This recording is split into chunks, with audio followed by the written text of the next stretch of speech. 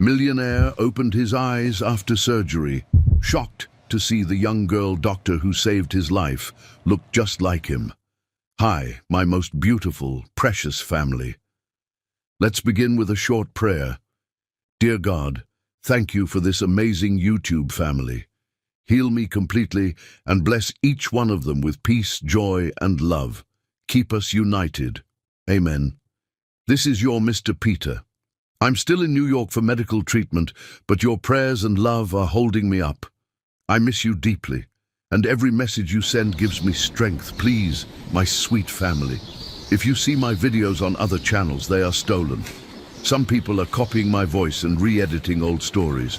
Report them, unsubscribe, and stay only here, our true home. To all our lovely new members, welcome with open arms. Please introduce yourself in the comments. I want to know you. You matter. And one loving request. Please don't leave the story in the middle. If the intro feels long, skip ahead. But stay with the story. Your like and comment can help save this channel. James is here with love while I recover. I'll be back soon, stronger, healthier, and with more love than ever. Now let's begin today's beautiful story, just for you. Chapter 1. The Promise That Golden Hearts Make. Richmond, Virginia, October 15th, 1999. Under a canopy of Virginia stars that sparkled like scattered diamonds on velvet, Mark Vincent knelt on one knee before the woman who had captured his soul completely, unaware that this moment of perfect love would become the foundation for 23 years of regret. The autumn air carried the sweet scent of honeysuckle through Capitol Square, where the bronze statue of George Washington seemed to bless their moment. 24-year-old Mark's hands trembled, not from the crisp October breeze, but from the overwhelming love that threatened to burst from his chest as he gazed up at Teresa Rifon's radiant face. But there was something else in his trembling, something he didn't recognize yet, a hunger that went beyond love, a restlessness that whispered of ambitions larger than the moment. Even as he prepared to propose, part of his mind was calculating the cost of the ring, wondering if the money could have been better invested in his struggling startup. He pushed the thought away. Tonight was about love, not business. Teresa, he whispered, his voice thick with emotion. You are the most beautiful woman I've ever known, inside and out. Teresa's dark eyes sparkled with unshed tears of joy. At 21, she possessed a grace that made heads turn wherever she walked through Richmond's historic streets. Her smooth ebony skin glowed in the moonlight, and her gentle smile could melt the hardest hearts. But it wasn't just her beauty that had captivated Mark. It was her brilliant mind, her compassionate spirit, and her unwavering dream of healing the world as a doctor. Every fiber of my being, Mark continued, pulling out a simple but elegant solitaire ring. He had wanted to buy something larger, more impressive, but his business partner, Linwood Catlett, had convinced him to be practical. Save the flashy jewelry for when Vincent Tech goes public, Linwood had advised. Then you can buy her a diamond the size of a golf ball. Even now, in this sacred moment, Mark found himself thinking about going public, about IPOs and market valuations. He forced himself to focus on Teresa's face. But more than that, I believe in you, he said, the words flowing easier now. I believe in your dreams, your strength, your incredible heart. The ring caught the streetlight, sending tiny rainbows dancing across Teresa's face. She gasped, covering her mouth with delicate hands that Mark knew would one day hold stethoscopes and save lives. Mark, she breathed, are you... Teresa Rayfon, he said with all the conviction in his young heart. Will you marry me? Will you let me spend my life supporting your dreams and building a future where you can become the amazing doctor I know you're meant to be? The tears spilled over them, cascading down her cheeks like liquid starlight. Yes, she whispered. Yes, Mark, with all my heart. Yes. As he slipped the ring onto her trembling finger, Mark made the most sacred vow of his life. I promise you, my love, that after we're married, I'll I'll do everything in my power to help you achieve your dream of becoming a doctor. We'll build an empire together. You healing hearts and saving lives. Me connecting the world through technology. Nothing will ever come between us and our dreams. Nothing except ambition, he thought, unbidden. Then immediately felt guilty for the thought. A kiss under the Virginia stars tasted of promises, hope, and a love so pure it seemed capable of conquering any obstacle. But even as their lips met, Mark's phone buzzed with a text from a potential investor. He ignored it. The sound planted a seed of something that would grow into a monster. 6 months later, April 20th, 2000. The wedding of Mark Vincent and Teresa Rifon was a fairy tale come to life. Though Mark spent much of the morning fielding calls about a potential contract that could transform Vincent Tech overnight. Mark, honey, can you please put the phone away? Teresa had asked gently as he paced their hotel suite in his tuxedo, negotiating terms with the client while she finished her makeup. It's our wedding day. Just 5 more minutes, sweetheart, he had promised. The same promise he would make countless times in the coming years. This could change everything for us. In the historic St. Paul's Episcopal Church, where Confederate President Jefferson Davis once worshipped, 200 guests witnessed what appeared to be the union of 2 souls destined for greatness. Several people noticed that Mark checked his phone twice during the ceremony and seemed distracted during parts of the vows. Teresa walked down the aisle in her grandmother's restored wedding dress, a vision of timeless elegance that made Mark's breath catch. Though he couldn't help calculating how much the wedding was costing, and whether the money could have been invested in the company. Instead, "You're so beautiful," Mark whispered as she reached the altar, taking her hands in his. "Can't believe you're going to be my wife." The ceremony was nearly perfect. Mark's voice only wavered once, when his phone vibrated during the exchange of rings, and he had to resist the urge to check it. When it came time for their personal promises, he looked directly into her eyes and said, "Teresa, I vow before God and all our loved ones that I will support your dreams with every breath in my body. Your success will be my success, your joy will be my joy, and your dreams will become our dreams." Even as he spoke the words, Mark was thinking about the investor meeting he had scheduled for Monday morning, about the expansion plans that could make him a millionaire by Christmas. Teresa's voice was musical as she responded, "Mark, I promise to love you through all of life's seasons, to be your partner in every adventure, and to build a life with you that touches the world with healing and hope." At the reception in the elegant Jefferson Hotel, Mark couldn't stop checking his phone discreetly. A major tech company was interested in licensing their software, and the negotiations were reaching a critical point. "You're a lucky man, Vincent," said his business partner, Linwood Catlett, clapping him on the shoulder. "She's going to be a hell of a doctor, and you're going to be a hell of a tech mogul. Just remember which one pays the bills." The comment was meant as a joke, but it lodged in Mark's mind like a splinter. "She's everything to me," Mark replied automatically, his eyes never leaving Teresa as she laughed with her bridesmaids. But even as he said it, he was mentally calculating the size of the licensing deal and what it could mean for their future. That night, in their modest honeymoon suite overlooking the James River, Mark held Teresa close as they watched the city lights twinkle below.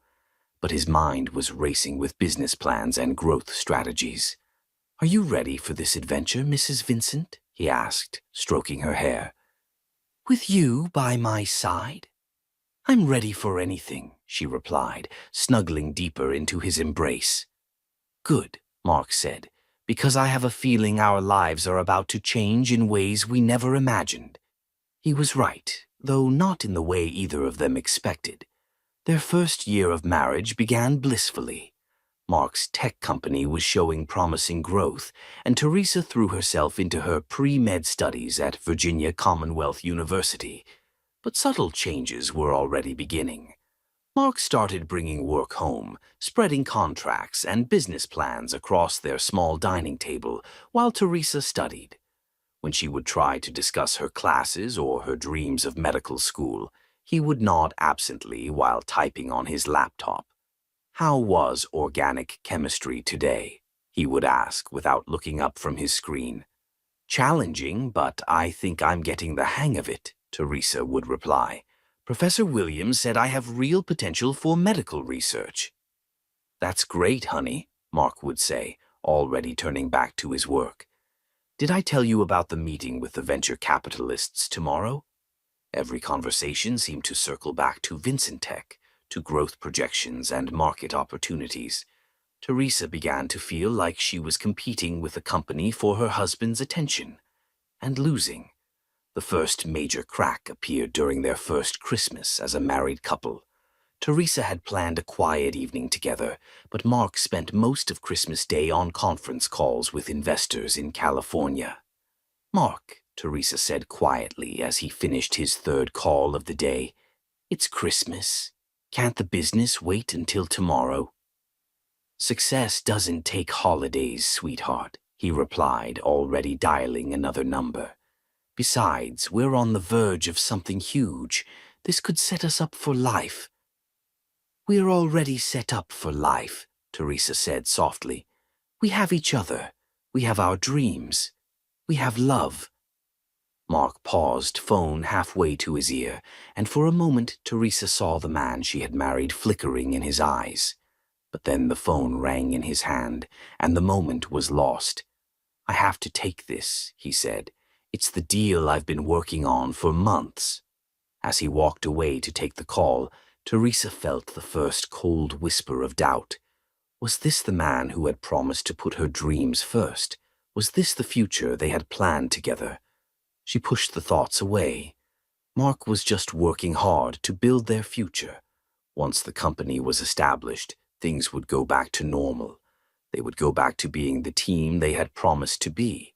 But deep down, in a place she didn't want to acknowledge, Teresa was beginning to understand that some promises are easier to make than to keep, and that love, even the deepest, truest love, can be slowly poisoned by the very success it was meant to create. Standing in their small apartment, watching her husband pace outside on their balcony while negotiating a deal that seemed more important to him than their first Christmas together, Teresa felt the first crack in her heart.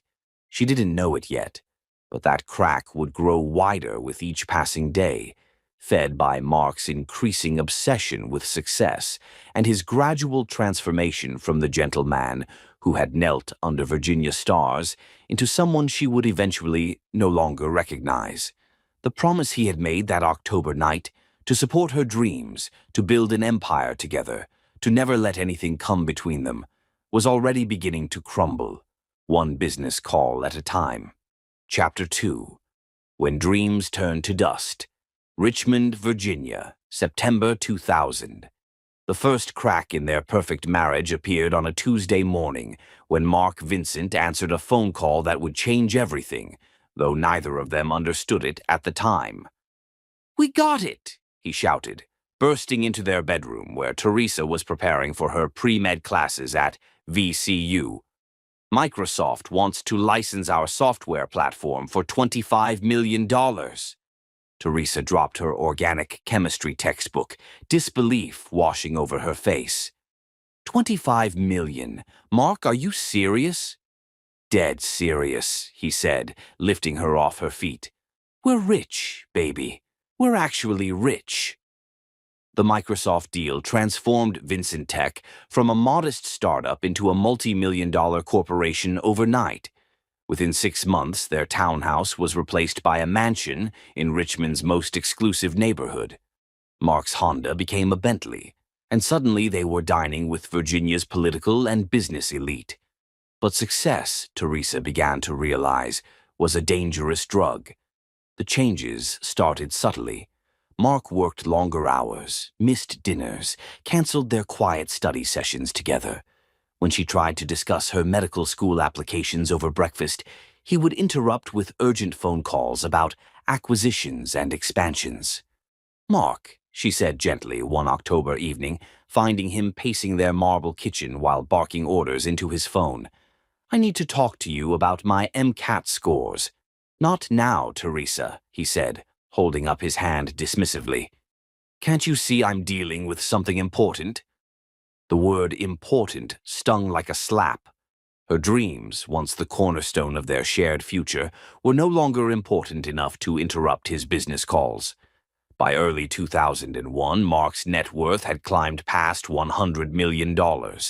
With each new success, each additional zero in his bank account, the gentleman who had promised to help her become a doctor disappeared a little more. The Richardsons are hosting a dinner party next week, Mark announced one evening, not looking up from his tablet. Major investors will be there. You need to buy something appropriate. Something appropriate? Teresa repeated, hurt creeping into her voice. Mark, I've been accepted to UVA medical school. We need to discuss how we're going to… What? His head snapped up as if he'd genuinely forgotten about her medical school plans. The University of Virginia Medical School, she said quietly. Remember? You promised to help me become a doctor. Classes start in the fall. Mark's expression shifted to something she didn't recognize, impatience mixed with condescension. Teresa, be realistic. Medical school. Now, look around you. He gestured to their opulent surroundings. We have everything we could ever want. Why would you throw yourself into 8 years of study when you could be enjoying the life I've built for us? The life you've built? The phrase felt like acid in her throat. What about the life we were supposed to build together? I was young and idealistic when I made those promises, Mark said with casual cruelty. But I've given you a mansion, designer clothes, anything money can buy. Isn't that enough? No, she whispered, tears beginning to blur her vision. I don't want your money. I want my husband back. I want the man who believed in my dreams. Your dreams. His voice turned sharp and cutting. Your dreams of playing doctor while I build an empire? Grow up, Teresa. I need a wife who supports my success, not someone chasing childish fantasies. The arguments became their new normal. Mark's wealth had brought with it an arrogance that poisoned every conversation. He surrounded himself with people who told him he was brilliant, visionary, unstoppable. He began to believe that his money made him superior in every aspect of life. You embarrassed me at the charity gala, he said coldly, after an event where Teresa had spent the evening discussing healthcare initiatives with other attendees. Nobody wants to hear your opinions on medical research. These people discuss real power, real influence. Real power? Teresa shot back, her patience finally cracking. What's more powerful than saving lives? What's more important than healing the sick? Making the money that funds the hospitals, he replied with devastating cruelty. Without people like me, there would be no medical research, no hospitals, no jobs for little doctors to play hero in.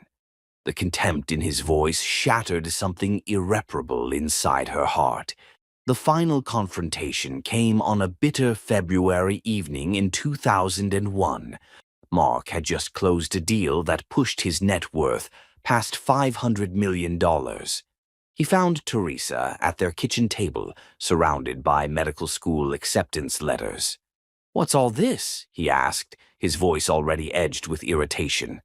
"I've been accepted to Johns Hopkins, Harvard, and Stanford," Teresa said quietly. "Full scholarships to all three. We can finally fulfill the promise you made, Mark." The silence that followed was more terrifying than any argument they'd ever had. When she looked up, she saw something in his eyes that chilled her to the bone. Not just dismissal, but genuine hatred. "You just don't understand, do you?" he said slowly, his voice dangerously quiet. "I am worth over $500 million. I employ thousands of people. I have senators asking for my advice. And you want me to, what? Put my empire on hold so you can play dress-up as a doctor." Play dress-up? Teresa stood slowly, her whole body trembling. "Is that what you think saving lives is?" I think, Mark said with calculated precision, that you're a selfish, ungrateful woman living in a fantasy world. I've given you everything, and you're throwing it back in my face for some childish need to feel important. Childish. Teresa's voice rose to a scream. I want to heal children. I want to cure diseases and save lives. How is that childish? Because it's not about saving lives, Mark roared back. It's about your ego. You can't stand that I'm successful and you're just a housewife. The words hung between them like a death sentence. Teresa stared at the man she had loved with every fiber of her being and saw a stranger wearing his face. Just a housewife, she repeated softly. That's all you're qualified to be, Mark said with devastating finality. And if you can't accept that, then maybe you don't belong here. The ultimatum was clear and cruel. Choose his version of their life, or lose him entirely.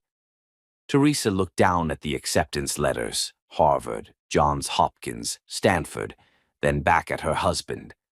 You're right, she said quietly.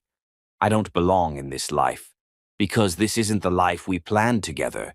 This isn't the man I married. Fine, Mark said coldly. Then get out. 3 days later, divorce papers were filed. Mark's lawyers crafted an agreement as brutal as it was legal. Teresa would receive nothing. No alimony, no assets, no claim to the company they had built together. Sign it and leave, he told her in his lawyer's office, refusing to meet her eyes. And don't come crawling back when you realize what you've thrown away. Teresa signed with steady hands, though her heart was breaking into a million pieces. As she walked out of that office carrying only her clothes and books, she carried something else Mark would never understand. Her unbroken spirit, her unwavering determination, and a fierce love that would soon create a miracle neither of them could imagine. Chapter 3. The Miracle That Changed Everything. February 28, 2001. The divorce papers felt like ice against Teresa's trembling fingers as she walked out of Richmond's most prestigious law firm into the bitter February morning.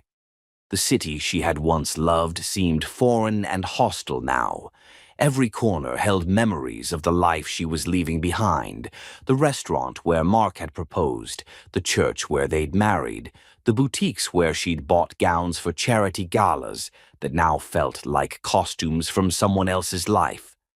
Her hands shook as she clutched the single suitcase that contained everything she owned.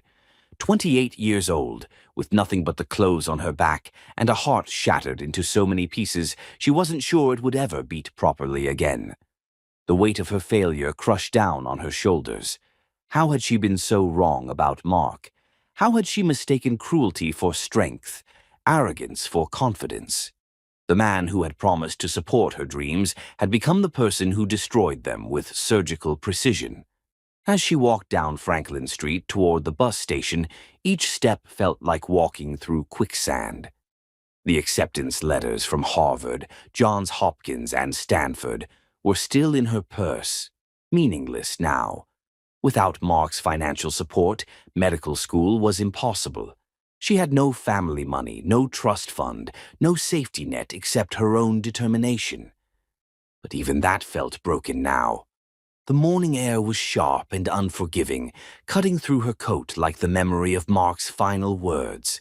Don't come crawling back when you realize what you've thrown away. As if she had thrown anything away, as if wanting to heal people was a character flaw instead of a calling. Teresa's vision blurred, and she realized she was crying again. She had cried so much over the past 3 days that she felt empty, hollowed out like a shell on the beach. But the tears kept coming anyway, as if her body was trying to wash away 5 years of shattered dreams. That's when the world tilted sideways. The sidewalk seemed to rush up toward her face. Her knees buckled, and suddenly she was falling, her suitcase clattering across the concrete as her vision went black around the edges. Ma'am, are you okay? A woman's voice, urgent and concerned, cut through the darkness creeping over her consciousness. Teresa felt strong hands catching her before she hit the ground, easing her down onto the cold sidewalk. When her vision cleared, she found herself looking up into the worried face of a stranger. A woman about her own age, with kind eyes and natural hair pulled back in a neat bun. "I'm okay," Teresa whispered, though she clearly wasn't. I haven't eaten. I'm fine." "You are not fine, honey," the woman said firmly, helping Teresa sit up against a storefront wall. "I'm Gracie Taylor, and I'm a nurse at VCU Medical Center. When did you last eat something?" Teresa tried to remember. The past 3 days had been a blur of lawyers and papers and the terrible numbness that came with watching your life disintegrate. Yesterday morning, maybe." Gracie's expression grew even more concerned. "Can you stand? My car's right here. I'm taking you to the hospital." "No," Teresa said quickly, panic flaring in her chest. "I can't afford—" "I didn't ask if you could afford it," Gracie said with gentle firmness. "I said I'm taking you to the hospital. Come on." Something in Gracie's tone brooked no argument. There was a maternal authority there that reminded Teresa painfully of her own mother, who had died of cancer 3 years earlier, another loss that Mark had barely acknowledged in his race toward billion-dollar success. VCU Medical Center was bustling with the controlled chaos that defined all emergency rooms. Gracie used her nursing credentials to fast-track Teresa through triage, explaining to the attending physician that she'd found a young woman who had collapsed on the street. "When did you last have a full meal?" Dr. Patterson asked, checking Teresa's blood pressure and pulse. "A few days ago," Teresa admitted, embarrassed by her own neglect of basic self-care. "Any medications?" "Medical history I should know about?" "No medications. No significant medical history." She paused, then added quietly, I'm going through a divorce. I haven't been taking very good care of myself." Dr. Patterson's expression softened with understanding. "I'm sorry to hear that. Divorce is one of life's most stressful experiences. Let's run some basic blood work, make sure your levels are all normal, and get some food in you." As they drew blood and hooked her up to an IV for fluids, Teresa found herself staring at the ceiling tiles and wondering what she was going to do now. She had exactly $347 in her checking account, no job, no place to live, and no prospects for any of those things. The medical school acceptance letters felt like cruel jokes now. How could she have been so naive to think that dreams were enough? How could she have believed that love would conquer all, that Mark's promise meant anything more than pretty words spoken under starlight? An hour later, Dr. Patterson returned with her test results, his expression unreadable.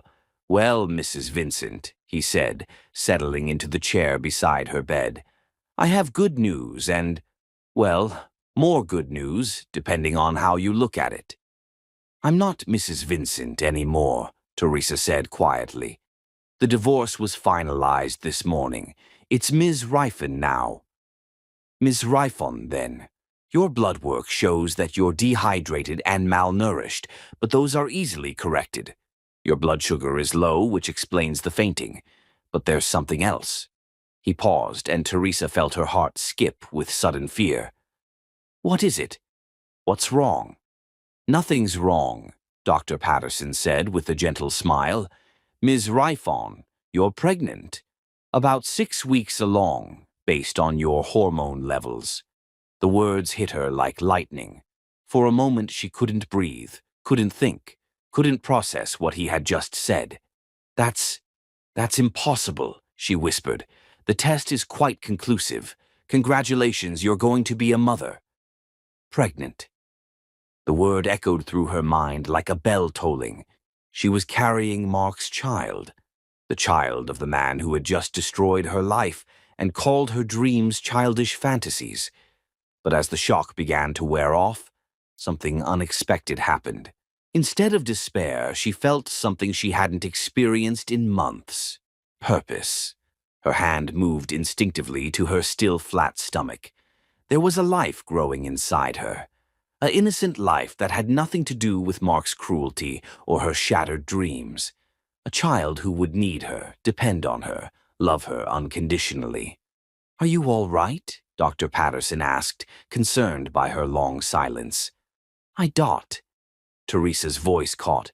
"Will I be all right? The baby, I mean, with the stress, the not eating." "Early pregnancy is remarkably resilient," he assured her. "Start taking prenatal vitamins, eat regular meals, get plenty of rest. The baby should be fine. The baby, her baby." The phrase sent a fierce protectiveness surging through her veins. "Doctor," she said slowly, "I need to ask you something, and I need you to be completely honest with me." "Of course." "I'm 28 years old. I have no money, no job, no place to live. But I want this baby more than I've ever wanted anything in my life. Is it possible, really possible, for someone in my situation to raise a child alone?" Dr. Patterson studied her face for a long moment. "It won't be easy," he said finally. "Single motherhood is one of the hardest jobs in the world. But I've seen women overcome incredible obstacles to give their children good lives. The question isn't whether it's possible, it's whether you're strong enough." Teresa thought about everything she'd endured. The slow death of her marriage, Mark's systematic destruction of her self-worth, the humiliation of walking away from 5 years of her life with nothing to show for it. "I am," she said with quiet conviction. "I'm strong enough." When Gracie returned to check on her, she found Teresa sitting up in bed with a look of determination that transformed her entire face. "How are you feeling, honey?" Gracie asked. "Different," Teresa said honestly. "Scared, but hopeful, maybe. Gracie, I need to ask you something. Do you know anywhere I could find a job, and maybe a place to stay? I don't have much money, but I'm a hard worker, and I'm good with people." Gracie's eyebrows rose. "What kind of work are you looking for?" "Anything. I'll clean houses, wait tables, stock shelves, whatever it takes. She paused, then decided to trust this kind stranger who had already shown her more compassion than her own husband. "I just found out I'm pregnant, and I need to build a life for my baby." The smile that spread across Gracie's face was like sunshine breaking through storm clouds. "Honey, are you interested in healthcare? My church runs a program that trains nurses' aides and medical assistants. It's a 6-month program, and they help with job placement afterward." Teresa's heart leaped. Healthcare. Not medical school, not her original dream, but still a chance to heal people. Still a chance to make a difference. "I would love that," she said, her voice thick with emotion. "And my cousin runs a boarding house for women in transition. Clean, safe, affordable. I could call her if you'd like." For the first time in days, Teresa felt tears of gratitude instead of grief. "You would do that for me. But you don't even know me." "I know enough," Gracie said simply. "I know you're a woman who needs help, and I know I've been blessed with the ability to help. That's enough." As Teresa lay in that hospital bed, one hand resting protectively over her stomach, she made a vow that was even more sacred than the wedding promises she'd spoken 5 years earlier. "I promise you," she whispered to the tiny life growing inside her, "that I will give you everything I have. I will work harder than I've ever worked, love you more fiercely than I thought possible, and I will make sure you grow up knowing that dreams are worth fighting for. Your father may have forgotten how to believe in dreams, but I never will." The baby couldn't hear her yet, couldn't understand the magnitude of the promise being made, but somewhere in the mysterious depths of life itself, a connection was being forged that would prove stronger than abandonment, deeper than betrayal, and more powerful than all the money in the world. Teresa Riefan had lost a husband, a marriage, and a future she thought she wanted. But in that sterile hospital room, surrounded by the beeping of monitors and the antiseptic smell of medical equipment, she discovered something infinitely more valuable: the fierce, unbreakable love of a mother for her child and the iron determination to build a better world for the next generation. Chapter 4: The Strength That Mountains Envy, March 2009 to September 2024. At 4:30 in the morning, while the rest of Richmond slept, Teresa, Refawn's alarm clock shattered the darkness with the persistence of a war drum.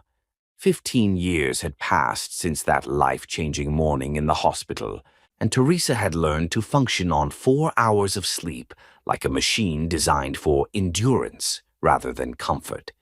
Her small apartment in Church Hill, a far cry from the mansion she'd once called home, was spartanly furnished but immaculately clean, every inch serving a purpose in the carefully orchestrated symphony of survival she'd composed for herself and her daughter. She moved through her morning routine with the efficiency of a military operation. Shower, 4 minutes. Coffee, brewing while she dressed in scrubs. Check on Emilia, still sleeping peacefully, textbooks scattered around her like fallen soldiers after a long battle with calculus and organic chemistry. At 14, Emilia was already taller than her mother, with Mark's piercing green eyes and Teresa's determined chin. She had inherited the best of both parents, her father's sharp intellect and her mother's compassionate heart, but none of his cruelty or arrogance. Teresa had made sure of that. "Morning, baby girl," Teresa whispered, pressing a gentle kiss to Emilia's forehead. The teenager stirred but didn't wake. She'd been up until midnight working on an advanced placement biology project that most college students would find challenging. At 15, Emilia was already taking college-level courses through a dual enrollment program. At 16, she'd graduated high school as valedictorian. At 18, she'd been accepted to medical school with a full scholarship based on her extraordinary test scores and her heartbreaking admissions essay about wanting to follow in her mother's footsteps as a healer. But none of that had come easily. Every single achievement had been paid for with Teresa's blood, sweat, and relentless determination. The first years had been the hardest. Pregnant and alone, Teresa had thrown herself into the nursing aid program Gracie Taylor had recommended. While other students complained about the long hours and demanding coursework, Teresa attacked each assignment like her life depended on it. Because it did. "You've got something special," her instructor, Mrs. Emmett Dinwiddie, had told her after Teresa scored the highest marks in the program's history. "You've got the touch. Patients trust you instinctively." Teresa had cried that night, not from sadness but from relief. She had found her calling, even if it wasn't the path she'd originally planned. She was good at this. She was making a difference, one patient at a time. When Emilia was born on a snowy December morning in 2004, Teresa took one look at her daughter's perfect face and made a promise that became her North Star for the next 20 years. "You're going to have every opportunity I never had, sweetheart. Every single one." The early years were a blur of 18-hour days. Teresa worked the night shift at VCU Medical Center, caring for patients while Emilia slept in the hospital's childcare facility. During the day, she worked as a home health aide for elderly patients, bringing Emilia along in a carrier as she administered medications and provided companionship to people whose families had forgotten them. "She's such a good baby," Mrs. Lelia Skipwith, one of her regular patients, would say, as she watched Emilia play quietly with educational toys while Teresa checked her blood pressure. "Smart, too. Look how she studies everything with those big eyes." Money was always tight. There were weeks when Teresa survived on peanut butter sandwiches so Emilia could have fresh fruit and vegetables. There were months when she wore the same 2 pairs of scrubs over and over, washing them by hand in the sink because she couldn't afford the laundromat. But she never, ever let Emilia see her despair. "Mama, Why don't we have a big house like the other kids? 4-year-old Amelia had asked once after visiting a classmate's home in the suburbs. Because we have something better, Teresa had replied, pulling her daughter onto her lap. We have each other and we have dreams. Big houses are nice, but dreams are magic. They can take you anywhere in the universe. Where do dreams come from, Mama? From love, baby girl. From love and hard work and never ever giving up. When Amelia was 5, Teresa made the decision that changed everything. She enrolled in nursing school. It meant 3 more years of impossible schedules, mountains of debt, and studying until her eyes burned with exhaustion. But it also meant better pay, more opportunities, and, most importantly, showing Amelia that education was the key to freedom. Why do you study so much, Mama? 8-year-old Amelia would ask, finding Teresa hunched over anatomy textbooks at the kitchen table at midnight. Because knowledge is power, sweetheart, Teresa would reply, making space on her lap for her daughter. The more you know, the more you can help people, and helping people is the most important job in the world. Amelia absorbed these lessons like a sponge. By age 10, she was reading medical journals for fun. By 12, she could discuss cellular biology with the confidence of a graduate student. By 14, she had decided she wanted to be a surgeon. Not just any surgeon, she told her mother on her 15th birthday. I want to be a cardiac surgeon. I want to fix people's hearts. Teresa's own heart nearly burst with pride. Her daughter wanted to heal hearts, literally and figuratively. It was poetic justice of the most beautiful kind. The sacrifices multiplied as Amelia's academic needs grew more complex. Advanced textbooks cost hundreds of dollars. Laboratory equipment for home experiments required careful budgeting. College application fees, SAT prep courses, medical school entrance exam materials. Each expense was a mountain Teresa climbed through extra shifts and weekend work. I could get a job, Amelia offered when she was 16, seeing her mother's exhaustion after pulling 3 consecutive double shifts. I could help with expenses. Absolutely not, Teresa said firmly. Your job is to study. My job is to make sure you can study. That's how we're going to change the world, baby girl. Together. By the time Amelia was accepted to medical school at 18, the youngest student in the program's history, Teresa had been promoted to head nurse in the Pediatric Intensive Care Unit at VCU Medical Center. She specialized in caring for children with heart conditions, partly because the work fulfilled her, and partly because she wanted to understand the field her daughter would one day enter. You know, Dr. Cadwallader Sterling, the chief of surgery, told Teresa one day as they worked together to stabilize a 6-year-old with a rare cardiac defect, your daughter reminds me of you. She has that same instinct, that same gentle touch with patience. She's going to be 10 times the healer I am, Teresa replied, adjusting the child's IV with practiced precision. That's saying something. You're the best pediatric nurse I've ever worked with. The compliment meant more to Teresa than Dr. Sterling could possibly know. She had built her career on competence, compassion, and an unshakable dedication to healing, all the things Mark had once dismissed as worthless fantasies. When Amelia entered medical school, she threw herself into her studies with the same fierce determination her mother had shown. She was brilliant, yes, but more than that, she was driven by a purpose that went beyond personal ambition. She wanted to honor her mother's sacrifices. She wanted to vindicate every dream that had been crushed and rebuilt.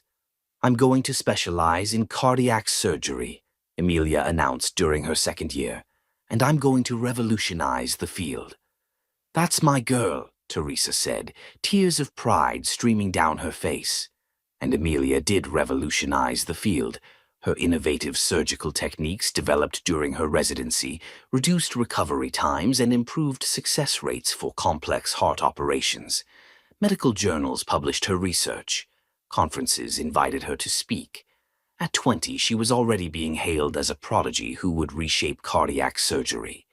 But for all her professional success, Emilia remained the same loving, grounded young woman Teresa had raised. She called her mother every day. She spent her rare free time volunteering at community clinics in underserved neighborhoods. She never forgot where she came from or who had made her success possible. "Everything I am, I owe to you," Emilia told her mother on the night before her first solo surgery. "You gave up everything for me." "I didn't give up anything," Teresa replied, holding her daughter's hands in her own. "I invested everything in something infinitely more valuable than money or status. I invested in love and in dreams and in the future. And look what it created. You." Now, at 42, Teresa looked back on 20 years of struggle and sacrifice with no regrets. She had kept every promise she'd made to her unborn daughter in that hospital room so long ago. She had worked harder than she thought humanly possible. She had loved more fiercely than she knew she was capable of. And she had raised a young woman who would indeed change the world. Standing in her small apartment in the pre-dawn darkness, watching her brilliant daughter sleep surrounded by medical textbooks, Teresa smiled. Mark Vincent had called her dreams childish fantasies. He had dismissed her ambitions as worthless. He had thrown her away like garbage and never looked back. But he had been wrong about everything that mattered. Dreams weren't fantasies, they were blueprints for the future. Love wasn't weakness, it was the strongest force in the universe. And the woman he had discarded had created something infinitely more valuable than his billions. A daughter who would save lives, heal hearts, and prove that sometimes the most beautiful victories come from the ashes of the deepest defeats. Another step forward in the journey that had started with a broken heart and a sacred promise. And somewhere in Richmond, Mark Vincent was about to face the biggest crisis of his life. A crisis that only the daughter he'd never known existed could solve. Chapter 5. When Titans Fall from Grace. Richmond, Virginia, September 15th, 2024. The boardroom on the 42nd floor of the Vincent Tower trembled with barely contained hostility as two titans of Virginia's business world faced off across a mahogany table that had witnessed 1,000 corporate battles. Mark Vincent, now 49 and worth an estimated $3.2 billion, sat at the head of the gleaming conference table like a modern-day emperor surveying his domain. His dark hair showed the first silver threads at the temples, and his once warm green eyes had hardened into chips of ice that could freeze the soul of anyone foolish enough to cross him. Across from him, Linwood Catlett leaned back in his chair with the casual confidence of a predator who had finally cornered his prey. At 50, Linwood had grown soft around the middle, but his mind remained sharp as a surgical blade, calculating every angle, every weakness, every opportunity to strike. "The offer is more than generous, Mark," Linwood said, his voice smooth as aged bourbon. $12 billion for your entire portfolio. Vincent Tech, the subsidiary companies, the patents, the government contracts, everything.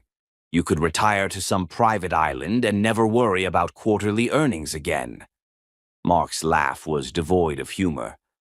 "Generous? Linwood, my cybersecurity division alone is worth $8 billion. You're offering me pocket change and calling it generosity. I'm offering you a way out before the Federal Trade Commission investigation destroys everything you've built," Linwood replied, his mask of friendliness slipping just enough to reveal the shark beneath. "Did you really think those bribes to Pentagon officials would stay hidden forever?" The temperature in the room seemed to drop 10 degrees. Mark's knuckles went white where he gripped the edge of the table. "Those are allegations. Unproven allegations from disgruntled competitors who can't handle being outmaneuvered in the marketplace. Allegations backed by 40,000 pages of documentation and recorded phone conversations," Linwood said with devastating calm. "Face reality, Mark. Your empire is built on quicksand, and the tide is coming in. Take my offer while you still can." Mark rose from his chair with the fluid grace of a man accustomed to commanding rooms full of powerful people. At 6 feet 2 inches, he still cut an impressive figure in his handmade Italian suit, but those who knew him well might have noticed the slight tremor in his hands, the almost imperceptible tightness around his eyes that spoke of sleepless nights and mounting pressure. "Get out," he said quietly. "Get out of my building, off my property, and out of my sight. When I destroy you, and I will destroy you, Linwood, it's going to be both professional and personal." Linwood stood as well, straightening his tie with deliberate slowness. "You always were too proud for your own good. Pride goeth before the fall, old friend, and yours is going to be spectacular." As the door closed behind his former business partner and oldest friend, Mark felt something he hadn't experienced in over a decade. Genuine fear, not the mild anxiety of a difficult negotiation or the excitement of a risky investment, but the bone-deep terror of a man who suddenly realized he was standing on the edge of an abyss. The FTC investigation was real. The documented evidence was damning. And if Linwood was willing to offer $12 billion for companies he knew were about to collapse, then the situation was even worse than Mark's lawyers had admitted. He pressed the intercom button with more force than necessary. "Lelia, get in here, now." Lelia Skipwith glided into the office with the practiced elegance of a woman who had been groomed from birth to move in the highest circles of society. At 35, she was stunningly beautiful in an ice queen way that complemented Mark's own coldness perfectly. Her platinum blonde hair was pulled back in a severe chignon that accentuated her sharp cheekbones, and her gray eyes held the calculating intelligence of someone who viewed human relationships as business transactions. "Darling," she said, settling into the chair across from his desk with fluid grace. "You look positively murderous. Did the meeting with Linwood not go well?" "He offered $12 billion for everything," Mark said, loosening his tie with sharp, angry movements. $12 billion, as if I'm some desperate startup founder ready to sell out at the first sign of trouble. Lelia's perfectly sculpted eyebrows rose a fraction of an inch, the equivalent of shock in her carefully controlled emotional repertoire. $12 billion. That's less than half what the companies are actually worth. Exactly, which means he knows something I don't, or he thinks I'm more desperate than I am. Mark began pacing behind his desk, his agitation finally breaking through the ironclad self-control that had made him legendary in business circles. "The FTC investigation is accelerating. My lawyers think they might file formal charges within the month. And if they do, criminal prosecution, possible prison time, complete destruction of everything I've built." The words tasted like ashes in his mouth. 20 years of relentless ambition, of sacrificing everything and everyone for success, potentially reduced to nothing by the very methods that had made him billions. Lelia was quiet for a long moment, studying her perfectly manicured nails with the kind of focus most people reserved for life-or-death decisions. When she looked up, there was something different in her expression, a calculation Mark had never seen before. "Mark," she said slowly, "perhaps it's time to consider what's truly important. Your health, for instance. You've been working 18-hour days for months. The stress is aging you. Maybe Linwood's offer isn't an insult. Maybe it's an opportunity." Something cold and hard settled in Mark's stomach. An opportunity. To start over, to find some peace, to perhaps even start a family before it's too late. The words were right, but the tone was wrong. There was no warmth, no genuine concern, only the clinical assessment of a woman evaluating her options. "Are you seriously suggesting I sell everything and disappear?" Mark asked, his voice dropping to a dangerous whisper. "I'm suggesting you face reality," Lelia replied, her own mask slipping to reveal something calculating and cold. I'm 35 years old, Mark. I want children, a stable future, a husband who isn't facing potential criminal charges. If you can't provide that—" She didn't finish the sentence. She didn't need to. The threat hung in the air between them like a blade poised to fall. Mark stared at his fiancée, the woman he had chosen to replace Teresa, precisely because she was nothing like her, because she understood power and accepted his priorities without question, and realized that she was already gone. Oh, she might stay through the engagement party next month, might even wait until the trial if she thought there was still money to be made. But her loyalty, such as it was, had an expiration date measured in quarterly profits and a social standing. "I see," he said quietly. "And if I don't take Linwood's offer?" "If I choose to fight." Lelia's smile was beautiful and empty. "Then you'll be fighting alone." That evening, Mark stood alone in his penthouse office, looking out over the city he had conquered and shaped through 2 decades of ruthless ambition. Richmond spread below him like a glittering circuit board, each light representing a life he had never bothered to consider, a dream he had never cared to understand. The irony wasn't lost on him. He was worth over $3 billion, controlled companies that employed tens of thousands of people, owned properties in 6 countries, and commanded the respect, or at least the fear, of senators and governors. But he was utterly alone.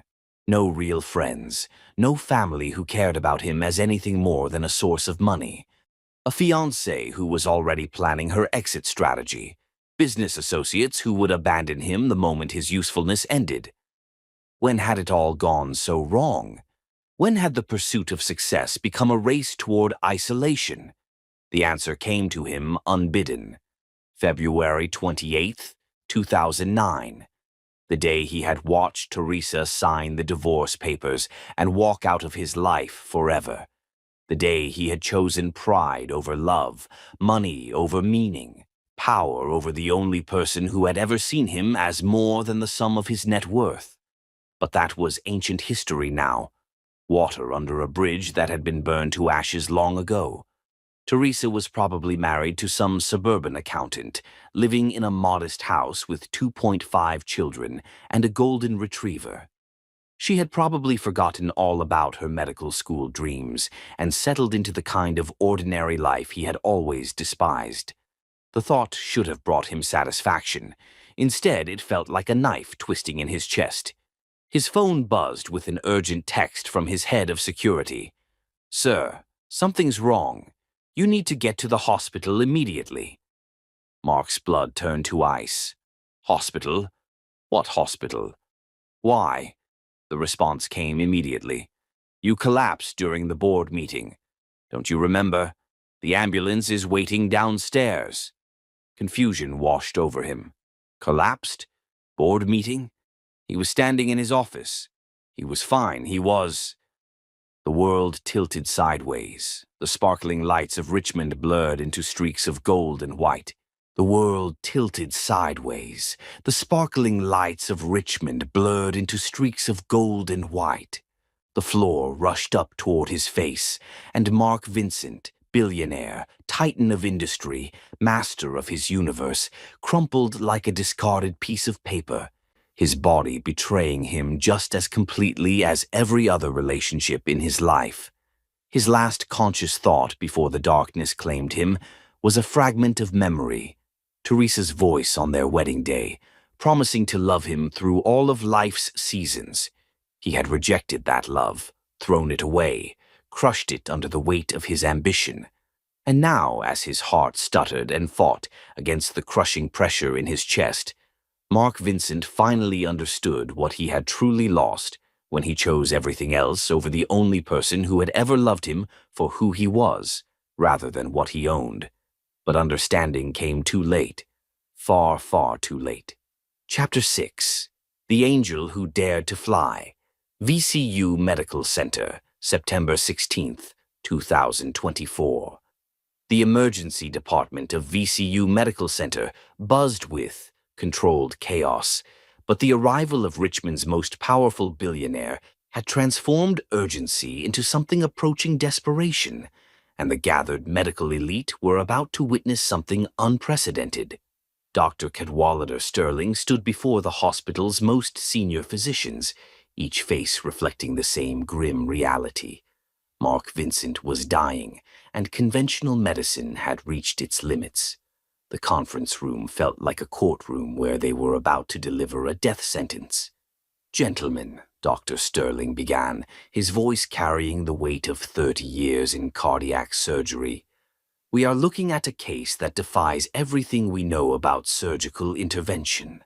The large monitor displayed Mark Vincent's cardiac imaging in stark detail. Dr. Emmett Dinwiddie, head of cardiology, pointed to the critical area with a laser pointer that trembled slightly in his hand. "The arterial tear is positioned behind the pulmonary artery," he explained, his voice tight with frustration.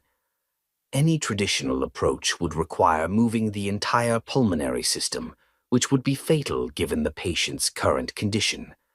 The tissue is deteriorating in real time, literally dissolving before our eyes." "Success rate for attempted repair?" Dr. Sterling asked, though the grim faces around the table had already given him the answer. 3%, Dr. Dinwiddie replied grimly. "And that's optimistic. Most cardiac surgeons consider this completely inoperable. We've consulted with specialists from Johns Hopkins, Mayo Clinic, and Cedars-Sinai. The consensus is unanimous. There is no surgical solution." Dr. Sterling nodded slowly, feeling the weight of professional defeat. In 30 years of cardiac surgery, he had learned to accept the limits of medical intervention. But this case felt different, not just because of the patient's prominence, but because of the technical challenges that seemed to mock decades of surgical advancement. "How long without intervention?" asked Dr. Shelby Claiborne, the hospital's newest attending physician. "Hours, perhaps a day if we maintain complete sedation," Dr. Dinwiddie replied. "Any stress, any elevation in blood pressure, and we're looking at complete aortic rupture. He'll exsanguinate in minutes." The silence that followed was heavy with the weight of impending failure. These were some of the finest cardiac specialists on the East Coast, and they were being forced to admit defeat. "Then we focus on comfort care," Dr. Sterling said finally. "Contact his family, make arrangements for... Actually, there might be another option." Every head turned toward the conference room entrance. Dr. Amelia Rafin stood in the doorway, still in surgical scrubs from the emergency appendectomy she had just completed. At 23, she commanded attention not through age or rank, but through the quiet confidence that had made her legendary among the medical staff. But there was something else in her bearing today, a certainty that bordered on defiance, as if she were about to challenge the fundamental laws of cardiac surgery. "Doctor Rafon," Dr. Sterling said with surprise, "this is a senior staff consultation.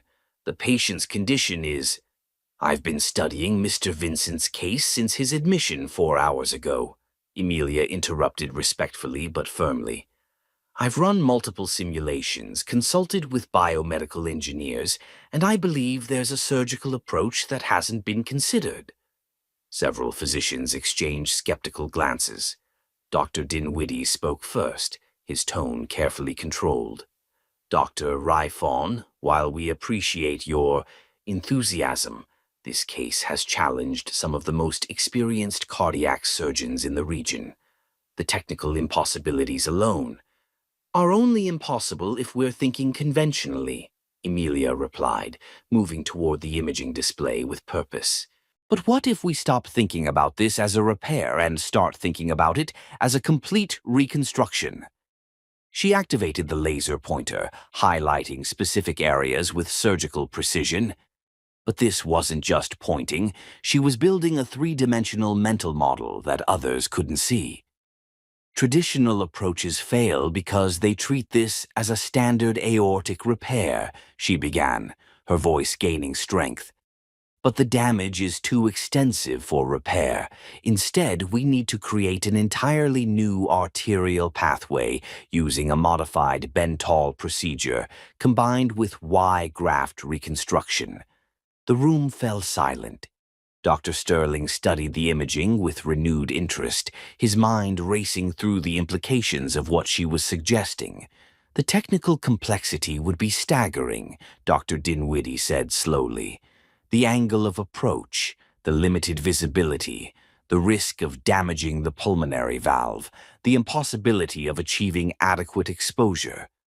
All manageable with proper planning and innovative technique, Emilia said confidently.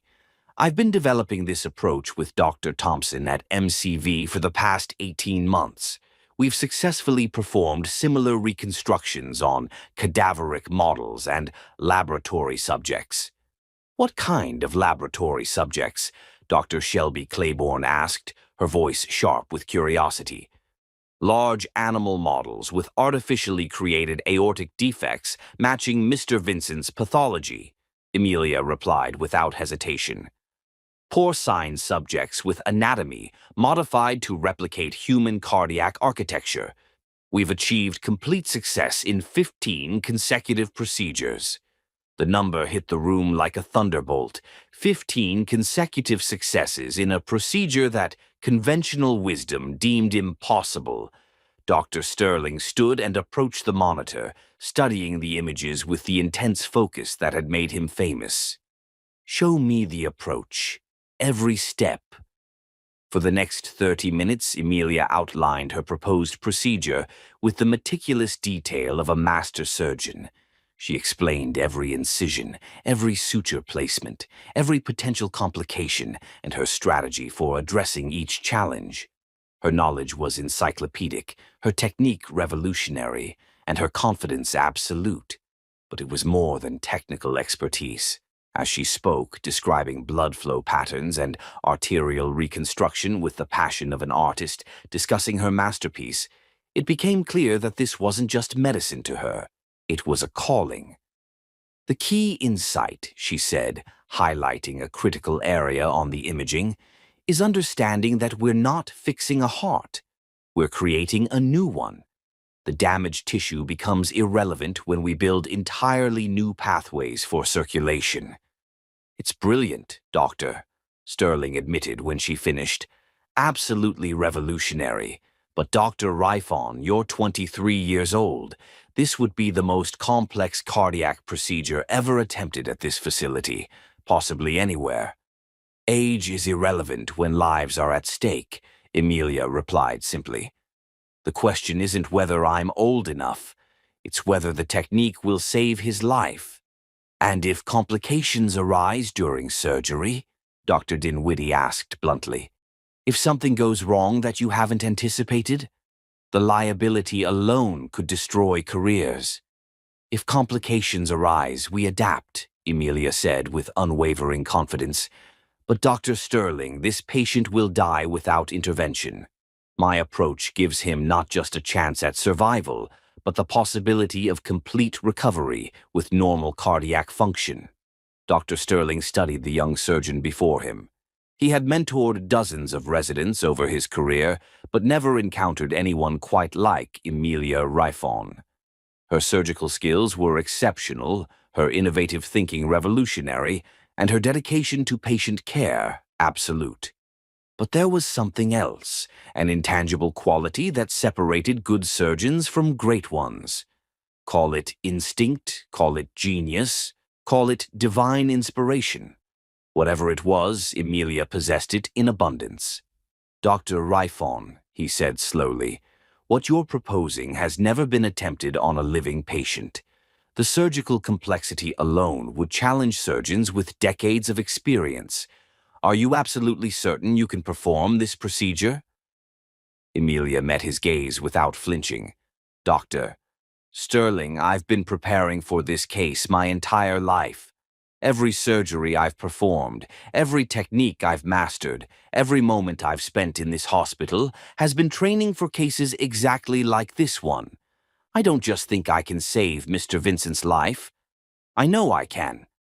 The conviction in her voice was absolute.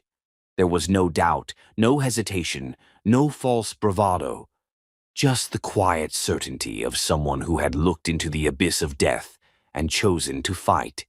Dr. Sterling was quiet for a long moment, weighing decades of experience against the revolutionary thinking of youth. Around the room, other physicians waited for his decision, knowing that whatever he chose would either save a life or end several careers. Finally, he nodded slowly. "Very well, Doctor.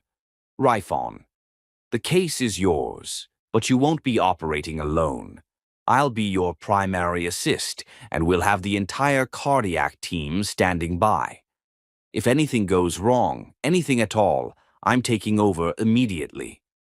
"Understood," Emilia replied, though something in her expression suggested she had no intention of relinquishing control once she began. "When do you want to proceed?" Dr. Dinwiddie asked, already knowing the answer. "Within the hour," Emilia said without hesitation. "Mr. Vincent's condition is deteriorating rapidly. Every minute we delay increases the risk of catastrophic rupture. We need to get him into surgery immediately." As the medical team dispersed to prepare for what would either be the most successful surgery in the hospital's history or its most spectacular failure, Dr. Sterling pulled Emilia aside. "Dr. Rifon," he said quietly, "I want you to understand what you're taking on. If this surgery fails, it won't just end your career. It will destroy you personally and professionally. The media attention, the lawsuits, the professional scrutiny. Are you prepared for that?" Emilia looked up at him with eyes that seemed far older than her 23 years. "Dr. Sterling, I became a surgeon for one reason: to save lives. If I was worried about my career, I'd be in a different specialty. Mr. Vincent is dying, and I can save him. That's all that matters." As she walked away to prepare for the surgery that would define her career, Dr. Sterling found himself smiling. In 40 years of medicine, he had rarely encountered such pure dedication to the art of healing. This young woman wasn't just technically gifted, she embodied everything the medical profession should represent. What none of them knew was that in 2 hours, Dr. Emilia Rifon would be operating on her own father, setting in motion events that would heal far more than just a damaged heart. But first, she would have to perform a miracle. Chapter 7, 9 hours between heaven and earth. Medical Center Operating Room, 3. September 16th, 2024. At exactly 3:47 p.m., Dr. Emilia Rifon made the first incision into Mark Vincent's chest, and with it began a surgical marathon that would test the limits of human endurance, medical innovation, and the thin line between life and death.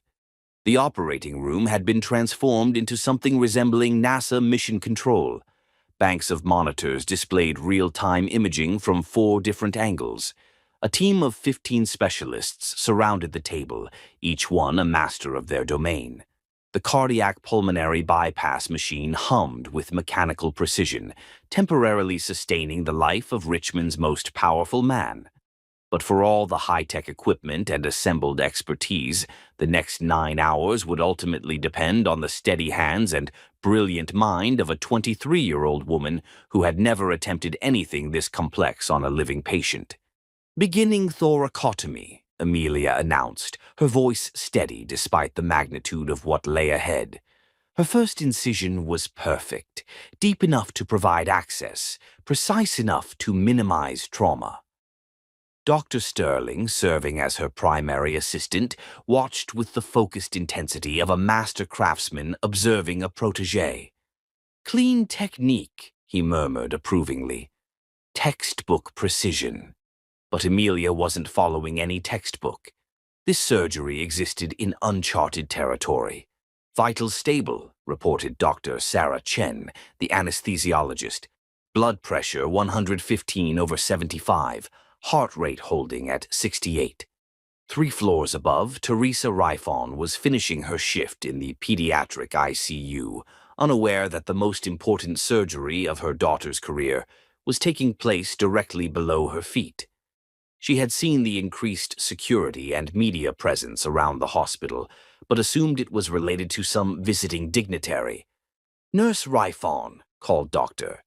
"Gracie Taylor, we've got incoming trauma. 6-year-old pedestrian versus vehicle, possible internal bleeding." Teresa nodded, immediately shifting into crisis mode. She had no idea that her daughter was fighting a different battle just 3 floors down.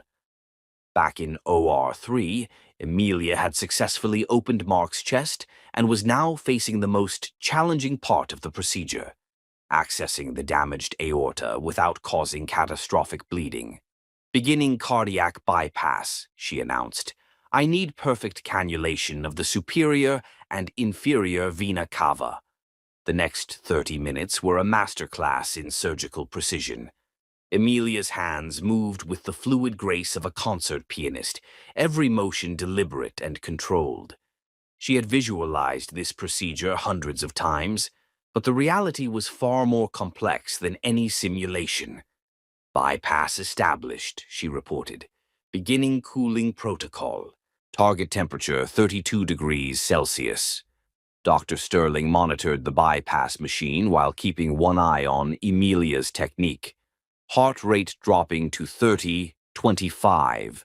Cardiac arrest achieved. You have your window. This was the moment of truth.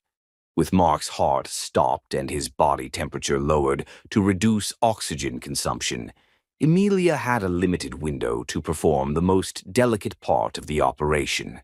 "Beginning aortic exposure," she said, her voice betraying none of the tension she felt. "Retracting pulmonary artery.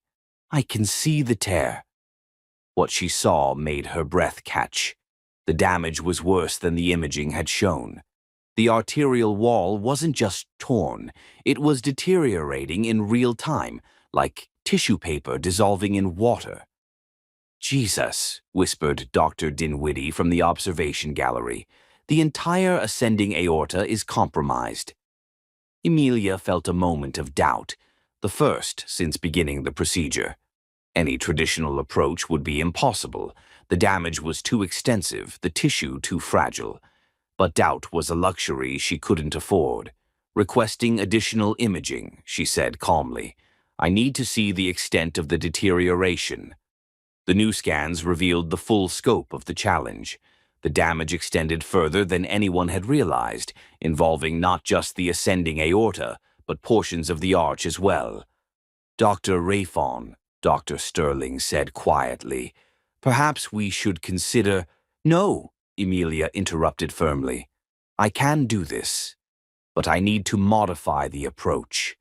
For the next hour, she worked with methodical precision, carefully dissecting around the damaged areas while maintaining perfect hemostasis.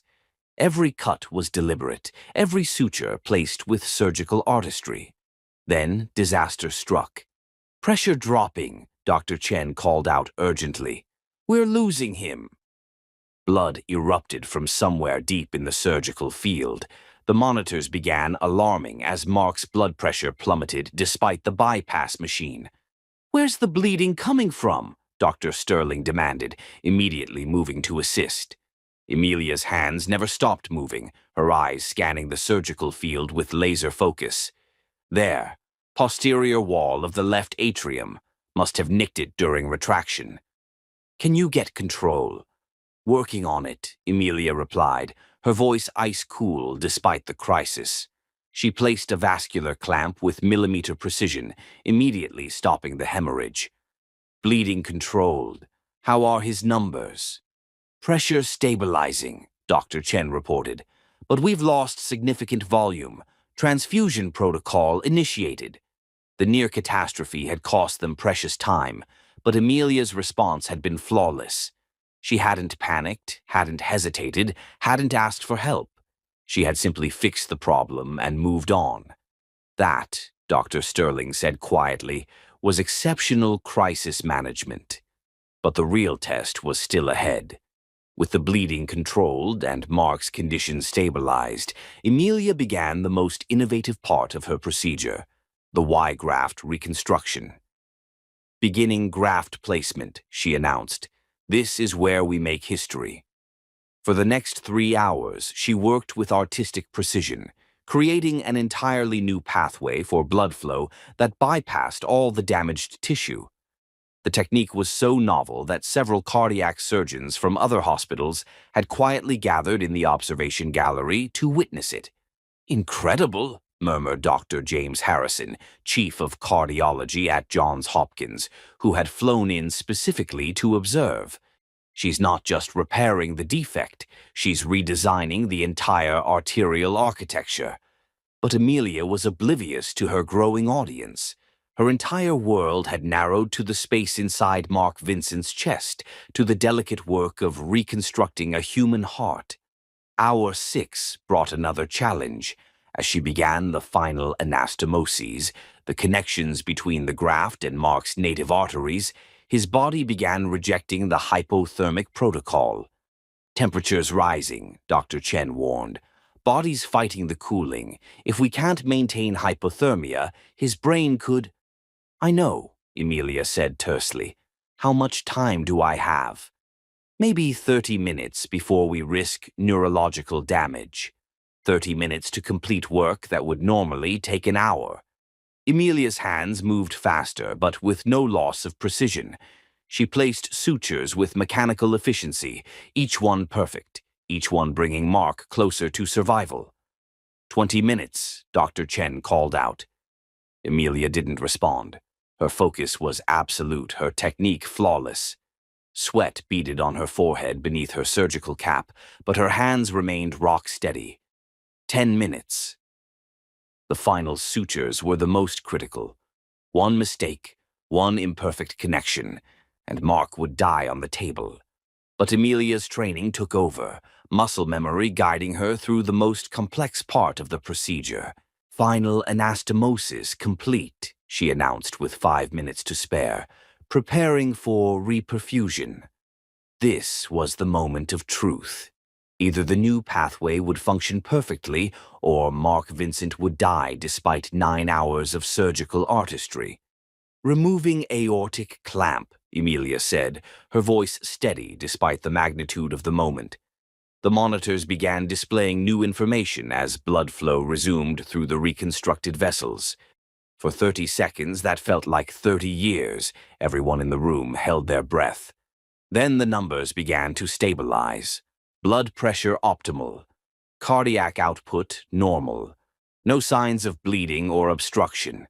"It's working, Doctor," Sterling whispered in amazement. "Dear God, it's actually working." A collective exhale filled the operating room as the reality of what they had just witnessed began to sink in. Dr. Amelia Rifon had not only saved Mark Vincent's life, she had revolutionized cardiac surgery in the process.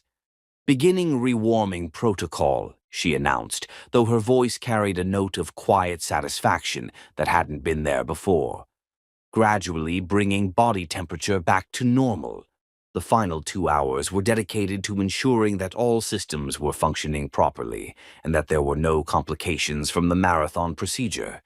Amelia checked and rechecked every connection, every suture, every aspect of her reconstruction. "All parameters normal," Dr. Chen reported. "Heart rhythm stable, blood pressure excellent, no signs of dysfunction."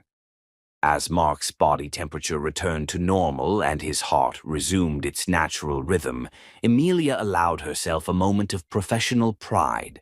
She had done more than just save a patient. She had pushed the boundaries of what was possible in cardiac surgery.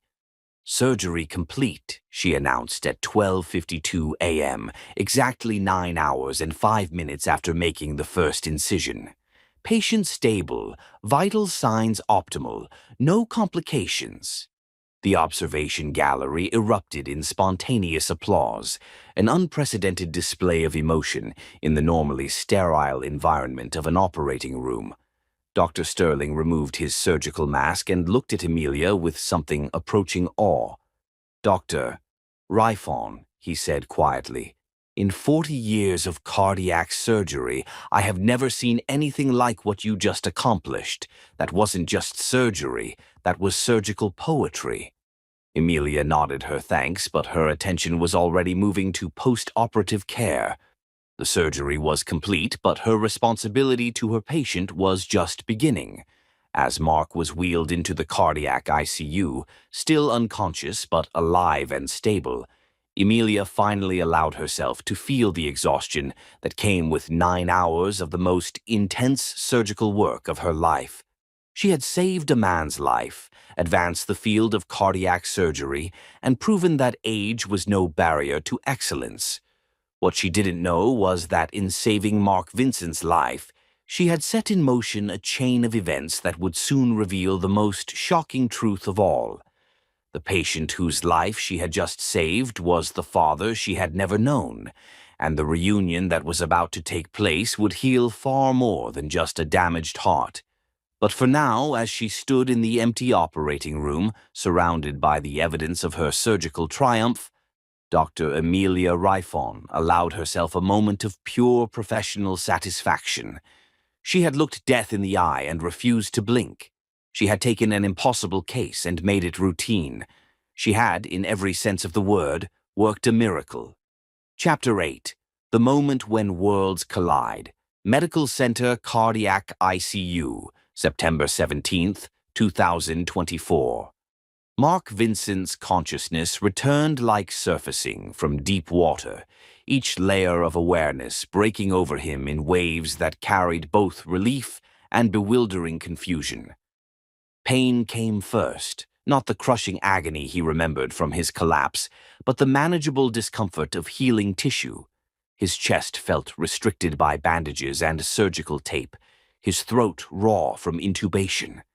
But beneath the physical sensations lay something profound. He was alive. The antiseptic hospital smell mixed with mechanical sounds of monitors and ventilators created the unique symphony of intensive care. Each beep confirmed his heart was beating, his body functioning, his life miraculously continuing. Then he became aware of someone beside his bed. Mark's eyes fluttered open, vision blurry from anesthesia. At first, only shapes and shadows were visible. Harsh fluorescent lighting, monitoring equipment surrounding his bed like electronic sentinels. As his vision cleared, he found himself looking up into the most extraordinary face he had ever seen. She was young, impossibly young to be wearing surgical scrubs in an ICU. Her dark hair was pulled back practically, and exhaustion marked her features from hours of intense concentration. But it was her eyes that captured his attention completely. They were his eyes, the same unusual shade of green he saw in mirrors, the same intensity, the same intelligence. But where his had grown cold and calculating, hers held warmth and compassion that took his breath away. "Good morning, Mr. Vincent," she said, her voice professionally confident despite her youth. "I'm Dr.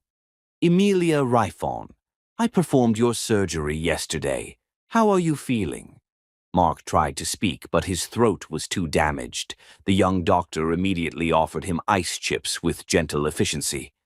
"Take it slowly," she advised. "Your body has endured significant trauma. Recovery will take time." As the ice melted, providing blessed relief, Mark found his voice. You operated on me," he whispered. "Yes," Emilia replied with quiet pride. "It was complex, but everything went perfectly. Your heart is functioning normally, and all vital signs are excellent." Mark stared in amazement. This young woman, barely out of her teens, had saved his life when the most experienced surgeons had declared his case hopeless. "How old are you?" The question escaped before he could stop it. Emilia smiled, transforming her entire face. 20. "I know that seems young for cardiac surgery, but I assure you I was fully qualified for your procedure." 20 years old, the same age Teresa had been when they first met. Something about that coincidence sent an odd chill through Mark's chest. "Dr. Rifon," he said slowly. "That's an unusual surname." "It's my mother's maiden name," Emilia replied, checking monitors with practiced efficiency. "She's from Virginia, born and raised in Richmond. Mark's heart skipped a beat, causing the monitors to beep more rapidly. Emilia immediately looked concerned, reaching for his wrist to check his pulse manually. "Any chest pain?" she asked, professional manner replacing casual conversation. "Shortness of breath or irregular heartbeat?" "No," Mark said quickly, though his mind was racing. "It's just Rifon. I knew someone with that name once." "Really?" Emilia adjusted his medication drip. "It's not common. Maybe you knew my mother." "Teresa Rifon." The name hit Mark like a physical blow. His vision grayed and monitors began alarming as his blood pressure spiked dangerously. "Teresa," he whispered. Emilia's training kicked in immediately. She pressed the emergency call button while checking his surgical incisions for complications. "Mr. Vincent, I need you to stay calm," she said authoritatively. "Elevated blood pressure could strain your surgical repairs." But Mark wasn't listening. His mind reeled, processing impossible information. This brilliant surgeon who had saved his life was named Rayfon. Her mother was Teresa. She was 23 years old, 23 years since his divorce, 23 years since he'd last seen his ex-wife. The mathematics were simple, but the implications were staggering. "Your mother," he said urgently, grasping Emilia's wrist with surprising strength. "Teresa Rifon. What does she do?" Emilia looked concerned by his agitation, but answered. "She's a nurse here at VCU Medical Center, Pediatric Intensive Care Unit. Mr. Vincent, your heart rate is—" "Here," Mark interrupted. "She works here?" "In this hospital?" "Yes, she's been here over 15 years. She's one of our most respected nurses." Emilia studied his face with growing concern. "Do you know my mother?" The question hung between them like a bridge spanning 20 years of separation and loss. Mark stared into those familiar green eyes, and began to understand the impossible truth. Before he could find words, the ICU door opened. Dr. Sterling entered, followed by two nurses and then a fourth person who made Mark's world stop entirely. Teresa. She looked exactly as he remembered, yet completely different. Her hair was shorter, streaked with silver that only enhanced her beauty. Her face showed lines from 20 years of hard work, but her eyes, those warm, compassionate eyes that had once looked at him with such love, remained unchanged. She carried a chart, speaking quietly to Dr. Sterling about administrative matters. She hadn't yet noticed the patient in the bed, hadn't realized that the man whose life her daughter had saved was the husband who had abandoned her 2 decades ago. "Nurse Refon," Dr. Sterling was saying, "I wanted to personally thank you for your assistance." Teresa's words died as her eyes fell on Mark's face. The chart slipped from her fingers, papers scattering as she stared at the man she had once loved completely. "Mark?" she whispered. His name on her lips, spoken with the same musical quality he remembered, shattered something in his chest unrelated to surgical incisions. "Hello, Teresa," he said softly. The intensive care unit became absolutely silent except for mechanical beeping and ventilator sounds, the technological symphony sustaining life between heartbeats. Emilia looked between her mother and patient, confusion evident. "Mom? You know Mr. Vincent?" Teresa's eyes never left Mark's face. 20 years of buried pain and complicated emotion passed between them in that single look. "Yes, sweetheart," she said quietly. "I know him." Mark saw understanding begin to dawn in Emilia's expression. Her brilliant mind started connecting pieces, her age, her mother's reaction, the familiar eyes she saw in mirrors every morning. "Mom," Emilia said slowly, growing realization in her voice, "who is he?" Teresa closed her eyes, gathering strength for words she'd never planned to speak. When she opened them, they were filled with tears. "Emilia," she said, her voice breaking slightly, "this is Mark Vincent. He's your father." The words fell into the room like stones into still water, creating ripples that would spread far beyond the ICU walls. Mark felt his newly repaired heart skip several beats as he stared at the young woman who had just saved his life. His daughter. The brilliant, compassionate, extraordinary woman who had given him a second chance was his own flesh and blood. The daughter he'd never known existed. The daughter he'd never held, never loved, never had the chance to disappoint. Emilia stood frozen, hands still on monitoring equipment, her face cycling through disbelief and shock. "My father," she repeated softly. "You're my father." Mark tried to reach for her, but surgical restrictions and overwhelming emotions kept him flat. Tears he hadn't shed in 20 years began flowing. "I didn't know," he whispered, voice breaking. "Emilia, I swear I didn't know you existed." The young woman, who had just performed the most complex surgery of her career, suddenly looked exactly like what she was. A 20-year-old who had discovered the world was far more complicated than she'd imagined. In that cardiac intensive care unit, surrounded by life-sustaining technology, 3 hearts began the delicate process of learning to beat in harmony again. Chapter 9. The Storm That Shattered Souls. 3 days later. Mark Vincent's fury erupted like a dam breaking, his voice cracking with 20 years of suppressed regret and devastating realization. 20 years! The words tore from his throat with such force that the cardiac monitors began alarming. Despite his surgical restrictions, he had managed to sit up in bed, his face flushed with a rage born of profound loss. "You kept my daughter from me for 20 goddamn years, Teresa." Teresa stood at the foot of his hospital bed, her nurse's uniform crisp despite the emotional hurricane swirling around them. Her hands trembled slightly, the only sign that this confrontation was costing her as much as it was him. "Lower your voice," she said firmly. "This is a hospital. There are other patients." "Don't." Mark's voice dropped to a dangerous whisper that was somehow more frightening than his shouting. "Don't you dare stand there and lecture me about consideration for others. You stole my child. You robbed me of every birthday, every milestone, every moment of her life." "I stole nothing." The words exploded from Teresa with 20 years of pent-up fury. "You threw us away, Mark. You called my dreams worthless and threw me out like garbage. I owe you nothing, especially not my daughter." "Our daughter?"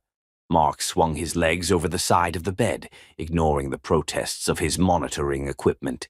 "She's our daughter, and you had no right to make that decision alone."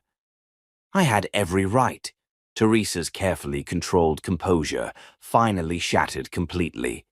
"You made it crystal clear that you wanted nothing to do with me or anything I represented. You were so obsessed with your precious empire that you forgot you even had a wife." The intensive care unit had become a battlefield where 23 years of buried pain was finally erupting. Through the window, nurses watched with concern, but none dared interrupt. "That doesn't give you the right to keep my daughter from me," Mark said, his voice breaking with genuine anguish. "Doesn't it?" Teresa's laugh was bitter and sharp.